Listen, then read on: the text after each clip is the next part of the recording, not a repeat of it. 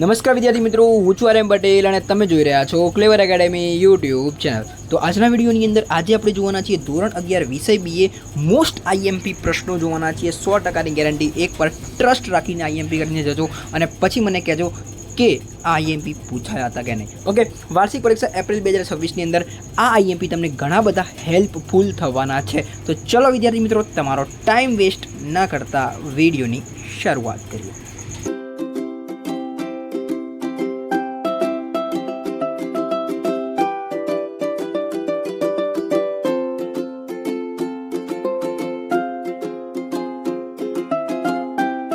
વિદ્યાર્થી મિત્રો, હજુ સુધી તમે આઈએમપી પ્રશ્નોની હજુ સુધી તમે પ્લે લિસ્ટ ચેક નથી કરી તો જલ્દીથી જોઈ લો, નીચે ડિસ્ક્રિપ્શનમાં લિંક આપેલી છે. ઓકે, તો ચલો અહીંયા જોઈ લઈએ. પહેલાં તમને સેક્શન સીના હું આઈએમપી આપી દઉં તો એની અંદર આટલા ચેપ્ટર પૂછાવાના છે, બરાબર, અને 12 પ્રશ્નો પૂછાશે, 9 લખવાના રહેશે, 18 માર્ક્સનું સેક્શન સી રહેશે. હવે ચેપ્ટર નંબર 1માંથી એક પ્રશ્ન એ આ તમે જે બ્લુ પ્રિન્ટનો જે વિડીયો બનાવેલો છે એની અંદર તમે ફટાફટ જોઈ લેજો, બરાબર. એટલે આપણે ટાઈમ વેસ્ટ નહીં કરીએ બ્લુ પ્રિન્ટની અંદર. ઓકે, તો ફટાફટ અહીંયા જોઈ લઈએ. ચેપ્ટર નંબર 1માંથી તમને 2 માર્ક્સનો પ્રશ્ન પૂછાય છે. વેપાર અને વાણિજ્યનો તફાવત, આર્થિક અને બિનઆર્થિકનો તફાવત, રોજગારની 2 લાક્ષણિકતાઓ અને ધંધાને આર્થિક પ્રવૃત્તિ કેવી રીતે કહી શકાય. આ 4 પ્રશ્નો છે. આમાંથી કયો પ્રશ્ન પૂછાય એક એ હું તમને કહું. 2 પ્રશ્નો કહું છું, એમાંથી એક પૂછાશે. ઓકે, જોઈ લો. એક તો આર્થિક અને બિનઆર્થિકનો તફાવત અને રોજગારની લાક્ષણિકતાઓ. આ 2 મોસ્ટ આઈએમપી તો 4 કરવાના જ છે, પણ હું મોસ્ટ આઈએમપી બી કહું છું. સ્ક્રીનશોટ લેતા લેજો. હવે ચેપ્ટર નંબર 2માંથી તમારા 2 પ્રશ્નો પૂછાવાના છે. જિંદગીના વીમાને નુકસાન વળતરનો સિદ્ધાંત લાગુ પડતો નથી, શા માટે? પહેલાં તમે બ્લુ પ્રિન્ટનો વિડીયો જોઈ લો. બ્લુ પ્રિન્ટનો વિડીયો જોયા પછી તમે આઈએમપીનો વિડીયો જુઓ. બંનેમાં શું ડિફરન્સ છે પછી તમને ખબર પડશે. બ્લુ પ્રિન્ટ નોટ ડાઉન કરતો. ઓકે, જિંદગીના વીમાને નુકસાન વળતરનો સિદ્ધાંત લાગુ પડતો નથી, શા માટે? પાઇપલાઇન દ્વારા વહન કઈ પેદાશો માટે યોગ્ય છે? સામાન્ય વીમાના પ્રકારની યાદી, સ્વાસ્થ્યના વીમા વિશે ટૂંકમાં સમજાવો. તો આમાંથી તમને મોસ્ટ આઈએમપી કહું, મોસ્ટ પૂછાય જ પરીક્ષામાં એ છે આ જિંદગીના વીમાને. આને આપણે આપી દઈએ છીએ મોસ્ટ 5 સ્ટાર, એટલે આ પૂછાય જ ભાઈ. ઓકે, જિંદગીના વીમાને નુકસાન વળતરનો સિદ્ધાંત લાગુ પડતો નથી, શા માટે? તૈયાર કરી જ લેજો, મૂકતા જ નહીં, બરાબર. અને અડધી વખત આ બી પૂછાય છે, પાઇપલાઇન દ્વારા વહન કઈ પેદાશો માટે યોગ્ય છે, બરાબર. ચેપ્ટર નંબર 3 ધંધાકીય સેવાઓ ભાગ 2. હવે બ્લુ પ્રિન્ટ તમે જોઈ લીધો હશે વિડીયો, એવું આશા કરું છું, બરાબર. જે સેક્શન સીની અંદર આવે છે ને એ ચેપ્ટરો લઉં છું. ઓકે, પછી એમ ના કહેતા કે આમ કેમ થઈ ગયું. ટ્રાવેલર્સ ચેકની સમજ આપો. ઓવરડ્રાફ્ટ એટલે શું? કેશ ક્રેડિટ એટલે શું? અને ઈ બેંકમાં થતા બિન નાણાકીય વ્યવહારના 2 ઉદાહરણ આપો. અને ઓટોમેટેડ ટેલર મશીન એ સમજાવો, તમને 2 માર્ક્સમાં પૂછાઈ શકે.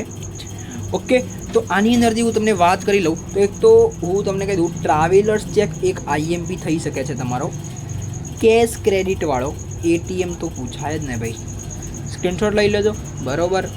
ચેપ્ટર નંબર 7 સીધું કેમ આવી ગયું? તો આપણે સેક્શન વાઇઝ જઈએ છીએ, અત્યારે જોઈએ છીએ સેક્શન સી, બરાબર. સેક્શન સીની અંદર ચેપ્ટર નંબર 7 આવે છે, એટલે બરાબર. જાહેર ક્ષેત્ર દ્વારા સંતુલિત પ્રાદેશિક વિકાસ કેવી રીતે થઈ શકે છે? ખાતાકીય સંચાલન એટલે શું? ઉદાહરણથી સ્પષ્ટ કરો. આ આઈએમપી છે, હશે, બરાબર, ખાતાકીય સંચાલનવાળો. પછી ખાનગી સાહસોનું એકમાત્ર ધ્યેય વધુ નફો મેળવવા માટે હોય છે, ચર્ચો. વૈશ્વિક સાહસોનું ભારતીય અર્થતંત્રમાં શું મહત્વ છે? ખાનગી ક્ષેત્ર અને જાહેર ક્ષેત્રનો તફાવત તમને પૂછાઈ શકે છે. વાત કરી દઈએ આગળ. Chapter number 8 sweat equity share કોને કહેવાય? મોસ્ટ આઈએમપી કરી જ લેજો. પ્રેફરન્સ શેર અને પસંદગીના શેર શા માટે કહે છે? બોન્ડ અને જાહેર થાપણો વચ્ચે મુખ્ય તફાવત આ ખાસ કરજો, બરાબર. બોન્ડ અને જાહેર થાપણો તમને કોઈના બી મૂકી દે, એટલે કે સેક્શન બીમાં બી મૂકી દે, સેક્શન સીમાં બી મૂકી દે, એવું. ઓકે, તરતો બોજ એટલે શું? બરાબર. આની અંદરથી સ્વેટ ઇક્વિટી શેર કરીને જજો અને બોન્ડ અને જાહેર થાપણોનો તફાવત કરીને જજો. ચેપ્ટર નંબર 8માંથી બીજા 2 પ્રશ્નો જોઈ લઈએ. તો સામાન્ય ઇક્વિટી શેરને જોખમી શેર શા માટે કહે છે? અને પ્રેફરન્સ શેરના પ્રકારો, બરાબર. હવે વાત કરી દઈએ ચેપ્ટર નંબર 9 એટલે કે આંતરિક વેપાર. એમાંથી ફરતી દુકાનોના વિવિધ પ્રકારો જણાવો. જથ્થાબંધ વેપારી ઉત્પાદક અને છૂટક વેપારી વચ્ચે કડી સમાનતા સમજાવો. છૂટક વેપારી કયા પ્રકારના જોખમો ઉઠાવે છે? ખાતાવાળી દુકાનો ગ્રાહકોનો સમય અને શ્રમ બચાવે છે, સમજાવો. ટેલિવિઝન માર્કેટિંગમાં નાણાંની ચૂકવણી કેવી રીતે કરી શકે છે? હવે તમને એવું થાય કે આમાંથી કયા પ્રશ્નો પૂછાઈ શકે છે, તો હું તમને કહી દઉં, તો ટેલિવિઝનવાળો કરીને જજો, ખાતાવાળી દુકાનોવાળો કરીને જજો. આ 2 મોસ્ટ આઈએમપી એવા છે કે તમને પૂછાઈ શકે છે, બરાબર. અને જો એકદમ ઇઝી પપ્પુ જેવું પેપર કાઢવું હોય તો પહેલો જ પૂછાય, બરાબર. ચેપ્ટર નંબર 10ની આપણે વાત કરીએ તો પહેલા બેમાંથી પ્રશ્ન હશે એવું તમને ગેરંટી આપું છું, બરાબર. ચાર્ટર પાર્ટી કરાર, શિપિંગ ઓર્ડર એટલે શું, કપ્તાનની રસીદ એટલે શું, વેપારી એલચીનું ભરતીયું કોને કહેવાય, વિદેશ વેપારમાં ઉત્પત્તિના પ્રમાણની શા માટે જરૂર પડે છે.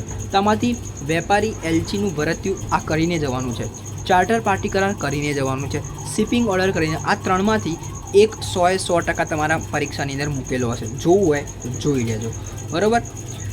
ચેપ્ટર નંબર 11ની હું વાત કરું તો ગ્રાહકના હિતનું રક્ષણ એકમની પ્રતિષ્ઠામાં વધારો કરે છે, સમજાવો. સમયસર અને યોગ્ય વેતન એકમની સામાજિક જવાબદારી બને છે, સમજાવો. ધંધાકીય નીતિમત્તામાં કયા તત્વોનો સમાવેશ થાય છે.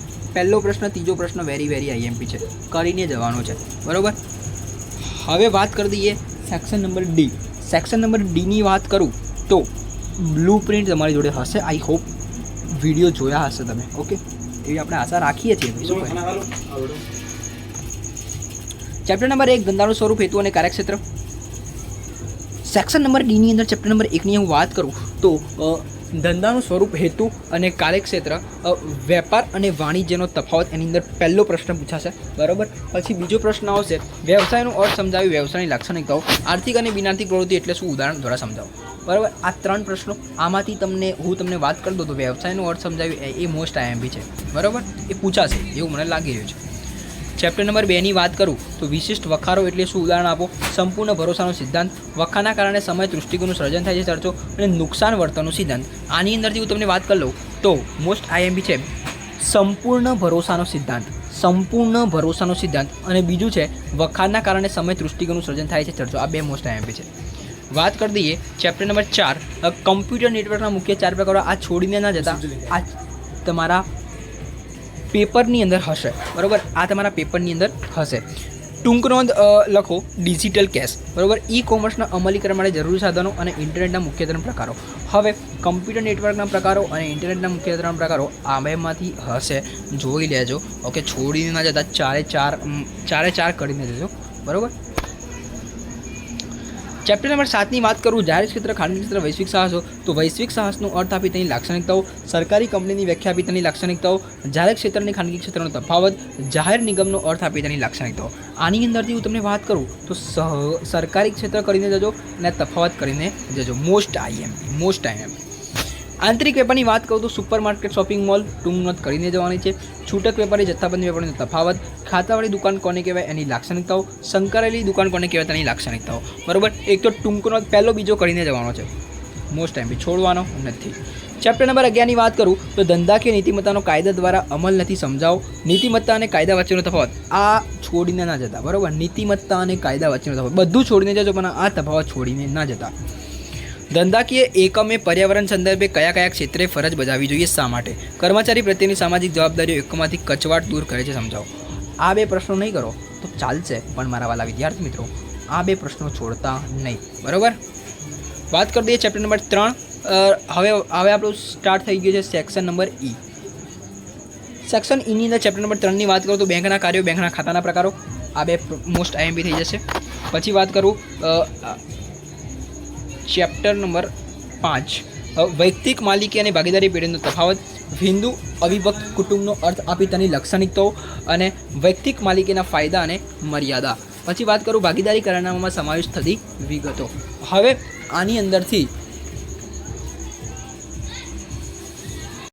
હું તમને મોસ્ટ IMP કહું તો એક તો તફાવત, વૈયક્તિક માલિકી અને ભાગીદારી પેઢીનો તફાવત, અને ભાગીદારી કરારનામામાં સમાવેશ થતી વિગતો. હિન્દુ અવિભક્ત કુટુંબની લાક્ષણિકતા બી કરીને જજો, અને ભાગીદારી, આ 3, બરાબર. પહેલો બીજો ચોથો. હવે આપણે વાત કરી લઈએ ચેપ્ટર નંબર 6 ધંધાકીય વ્યવસ્થાના સ્વરૂપો, ભાગ 2. કંપનીનો અર્થ આપી તેની લાક્ષણિકતાઓ, કંપનીના પ્રકારો, સહકારી મંડળનો અર્થ સમજાવી તેની લાક્ષણિકતાઓ, બરાબર. તો આ 3ની અંદરથી કયો પ્રશ્ન પૂછાય એવું તમને થાય તો કંપનીની લાક્ષણિકતાઓ વધારે પૂછવાની સંભાવના છે. ચેપ્ટર નંબર 8ની વાત કરું ધંધાકીય મૂડીના પ્રાપ્તિ સ્થાનો તો એની અંદર પ્રેફરન્સ શેરનો અર્થ આપી તેની લાક્ષણિકતાઓ, મૂડીની જરૂરિયાત નક્કી કરતા પરિબળો, મોસ્ટ IMP પૂછાશે, હશે જ પેપરની અંદર, એવું જ કહું છું હું તો. ડિબેન્ચરનો અર્થ આપી તેના પ્રકારો, શેરનો અર્થ આપી તેના સામાન્ય ઇક્વિટી શેરની લાક્ષણિકતાઓ. એક આ પ્રશ્ન શેરવાળો ના ચૂકતા, અને એક મૂડીની જરૂરિયાતવાળો. બીજો અને ચોથો પ્રશ્ન ના ચૂકતા, બરાબર. જોઈ લેજો. વિડીયો સારો લાગે લાઈક કરજો, ચેનલને સબસ્ક્રાઈબ કરજો, બેલ આઇકનને જરૂર પ્રેસ કરજો. મળીશું નેક્સ્ટ વિડીયોમાં. ત્યાં સુધી good bye, take care, all the best.